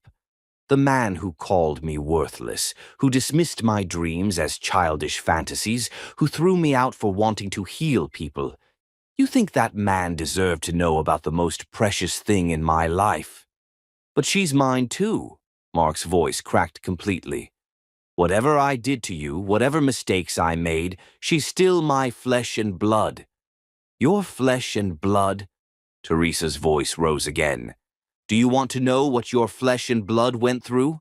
I worked 3 jobs while pregnant because you decided your billion-dollar empire was more important than the woman who loved you. I gave birth to her alone in a charity hospital. I raised her in a boarding house for women in crisis while you were buying mansions." Mark staggered backward, the full weight of her words hitting him like physical blows. "I would have helped if I had known." "Helped how?" Teresa interrupted savagely. "The way you helped me? By giving us money while making it clear we were obligations rather than family? By treating us like burdens that interfered with your business deals? That's not fair. Fair? Teresa's voice cracked with emotion. You want to talk about fair? What's fair is that Emilia grew up believing her father was dead, rather than knowing he was a man who would have resented her existence. The monitors around Mark's bed were going crazy, but neither of them seemed to care about medical protocols. This was 20 years of accumulated pain finally finding its voice. She saved my life, Mark whispered, his anger deflating into something smaller and more broken. My daughter. Our daughter. She saved my life, and I never even knew her name. Yes, Teresa said, her own fury cooling into exhausted sadness. She saved your life, because that's who I raised her to be. Someone who heals instead of destroys, someone who chooses compassion over cruelty. The implicit comparison stung deeper than any direct insult. Mark looked at this woman he had once claimed to love, this woman who had achieved everything he'd said was impossible, and realized the devastating truth. She had become everything he had never been. Where is she now? He asked quietly. Avoiding you, Teresa replied bluntly. She's been staying away from this wing since she learned who you are. What did you tell her about me? The truth. That you were my husband. That you divorced me when I wanted to become a doctor. That you chose money over love. She's intelligent enough to understand the rest. Mark felt something breaking inside his chest that had nothing to do with his recent surgery. She hates me. She doesn't hate you, Teresa said softly. She doesn't know you well enough to hate you, but she knows what kind of man abandons his wife for pursuing her dreams, and she knows that kind of man doesn't deserve to be called a father. The words were a death sentence pronounced with quiet finality. Mark felt the last of his anger drain away, replaced by a grief so profound it made his surgical pain seem insignificant. I missed everything, he said, his voice barely audible. Every day of her life I missed. Yes, Teresa agreed. You did. At that moment, Dr. Sterling entered with several nurses, their faces showing concern about the chaos they'd heard from the hallway. Mr. Vincent, Dr. Sterling said firmly, your vitals are dangerously elevated. I need to ask Ms. Rifen to leave so we can stabilize you. I was just leaving, Teresa said, already moving toward the door. Teresa, wait, Mark called desperately. We need to talk about what happens now, about Emilia. She paused without turning around. What happens now is that you focus on recovering, and then you leave my daughter alone. You've built a life without us for 23 years. Don't try to insert yourself into ours now. But she's my daughter too, Mark said, his voice breaking. No, Teresa said quietly, finally turning to look at him one last time. She's my daughter. You're just the man whose life she chose to save. As the door closed behind her, Mark felt the full weight of 23 years of lost opportunities settle over him like a shroud.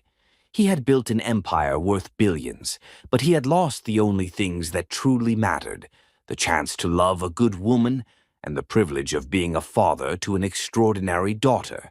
And as the medical team worked to stabilize his vital signs, Mark Vincent wept for everything he had thrown away in his relentless pursuit of everything that ultimately meant nothing at all. Chapter 10. The Love That Defied Impossible Odds. 3 months later, Richmond, Virginia. The birth certificate trembled in Emilia's hands as she stared at the words that had haunted her for 3 months. Father. Mark Vincent. 23 years of unanswered questions suddenly had a name. The same name that dominated Richmond's business headlines. The same man whose life she had saved without knowing their connection. The blank space she had wondered about her entire life was filled, but the revelation brought more confusion than clarity. For months, she had buried herself in surgical rotations, working 18-hour days to avoid confronting the family drama that had exploded around her. But avoidance had its limits. Her phone buzzed. Girl, you can't hide forever. Your mom's worried, and from what I hear, your father's volunteering at every clinic in Richmond like he's trying to save his soul. Time to face this.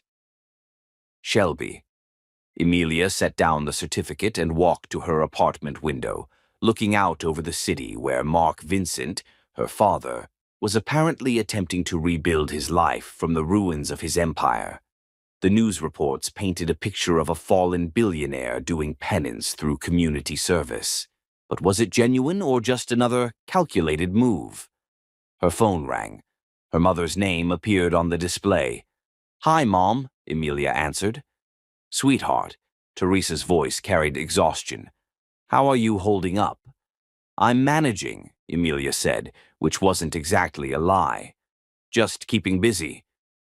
"Emilia, we need to talk. About everything. About him."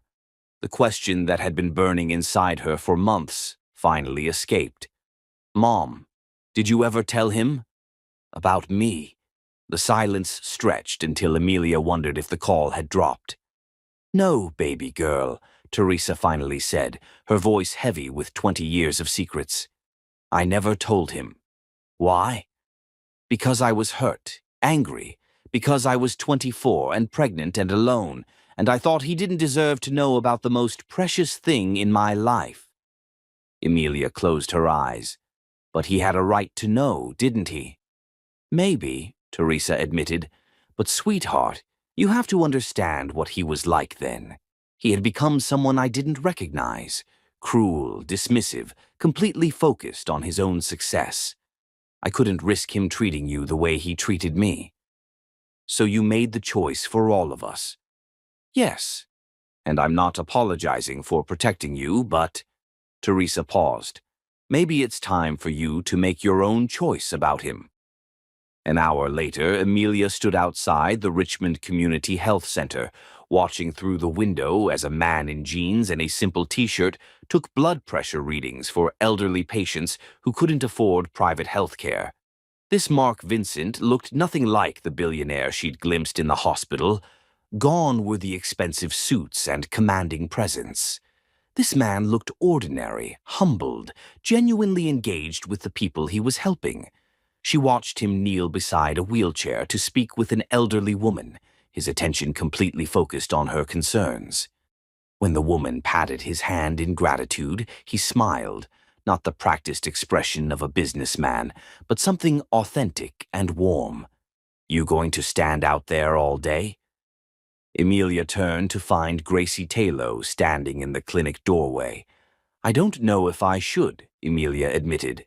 "Honey," Gracie said with gentle authority, "that man has been volunteering here for 3 months, never misses a day, never complains. And every single day he asks if I think his daughter might ever want to meet him. What do you tell him? That some things are worth waiting for, and some things are worth fighting for, even when the odds seem impossible."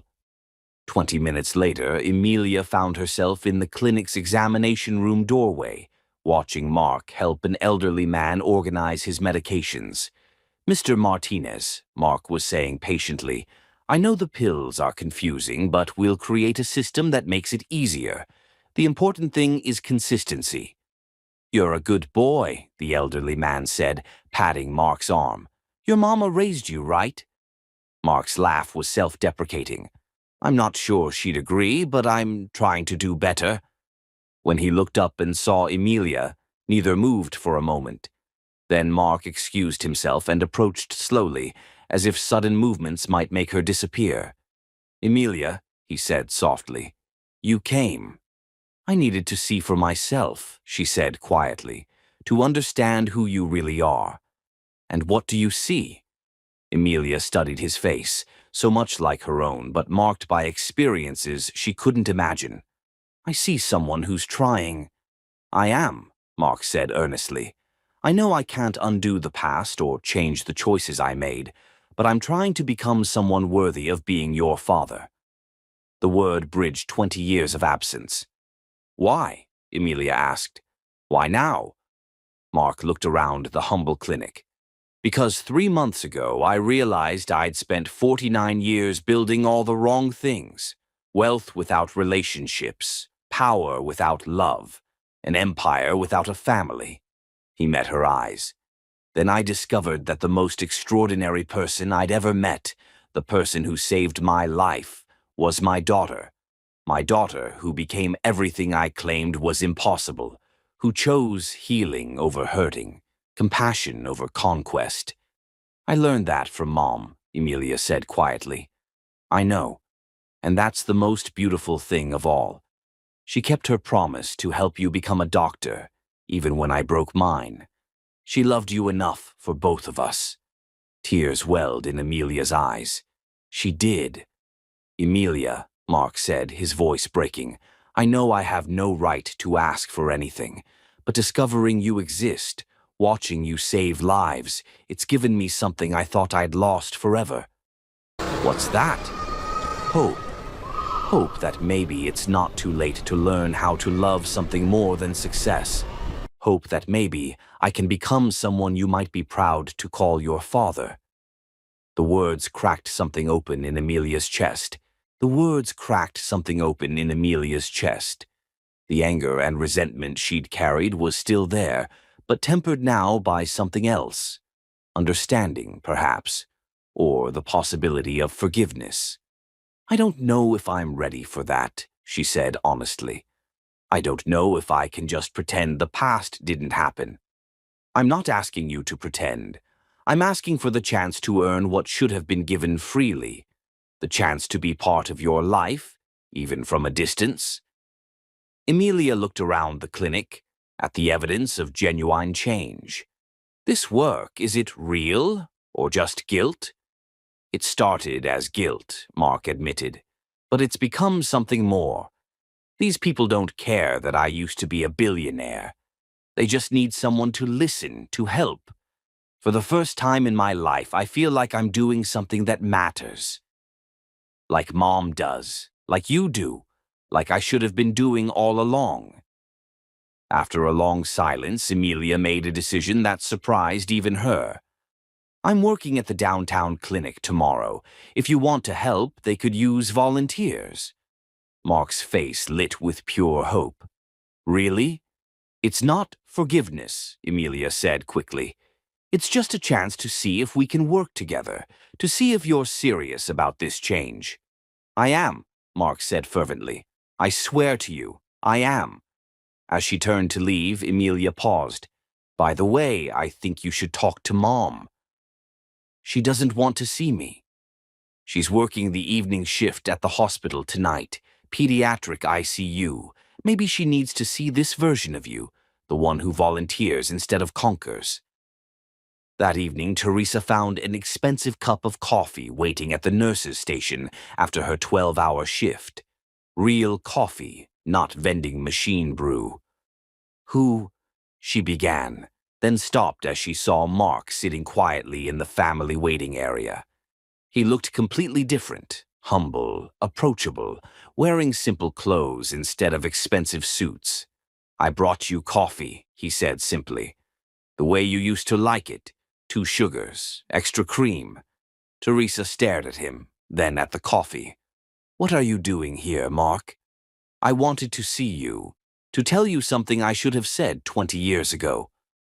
Which is that you were right, about everything, about dreams being worth more than money, about healing being more important than owning, about love being the only thing that matters. Teresa sat down slowly. Mark, ... I met our daughter today, he continued. Really met her. And Teresa, she's incredible. She's everything I never was, everything you taught her to be. I realized you did something I could never have done. You raised her to heal instead of destroy. She raised herself, Teresa said softly, because you showed her what good looked like, because you kept your promise when I broke mine, because you loved her enough to protect her from who I used to be.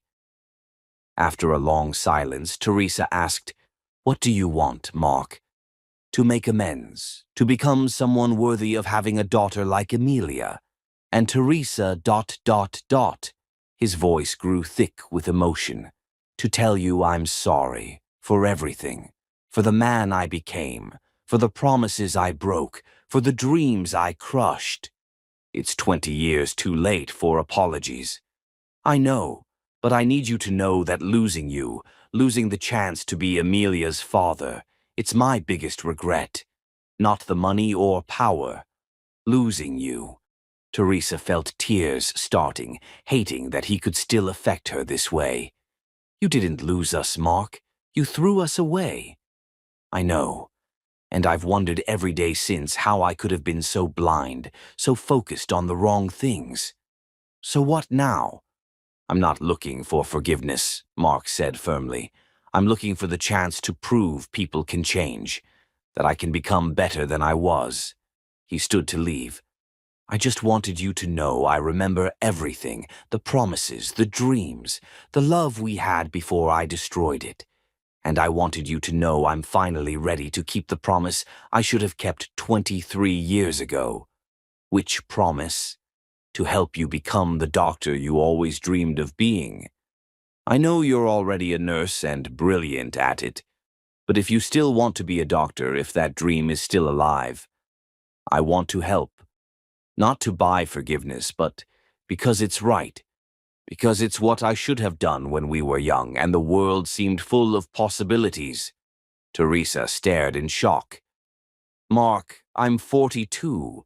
Medical school is for people who want to heal others. And Teresa, you've been healing people your whole life. Age is just a number. As he walked toward the elevator, Teresa called after him. Why? Why now? Mark turned back and she saw the man she'd fallen in love with under Virginia stars. Because I finally understand that love isn't about owning someone. It's about helping them become everything they're meant to be. And Teresa, you were always meant to be a doctor. I'm just 23 years late admitting it. 6 months later, Dr. Teresa Rifen walked across the stage at VCU Medical School to receive her degree at 46. In the audience, Mark applauded until his hands were raw. Beside him sat Dr. Emilia Rayfun, now the youngest chief resident in the hospital's history, tears of pride streaming down her face. After the ceremony, they stood together in the parking lot, a family broken and scattered, now slowly learning to heal. So what now, Doctor? Rayfun, Mark asked Teresa, using her new title with obvious pride. Now we see if love really can conquer all, even time, even pain, even 23 years of mistakes. Mark stepped closer, hope and love shining in his eyes. Teresa, I know I don't deserve another chance, but I love you. I've always loved you, even when I was too stupid to show it. Will you consider letting me spend the rest of my life proving I can be the man you deserved all along? Teresa looked at him, really looked, and saw not the billionaire who'd broken her heart, but the young man who'd promised to help her dreams come true. Ask me again, she said quietly. Mark dropped to one knee in the parking lot, in front of their daughter and anyone else watching. Teresa Rayfun, will you marry me? Will you let me spend the rest of my life loving you the way I should have from the beginning? Yes, Teresa whispered, tears streaming. Yes, Mark. Let's go home. As they kissed for the first time in 23 years, with their daughter laughing and crying beside them, the Virginia sky opened in the most beautiful sunset Richmond had seen in decades. Love, real love, had indeed conquered everything. Even time, even pain, even 23 years of broken hearts learning to beat as one again.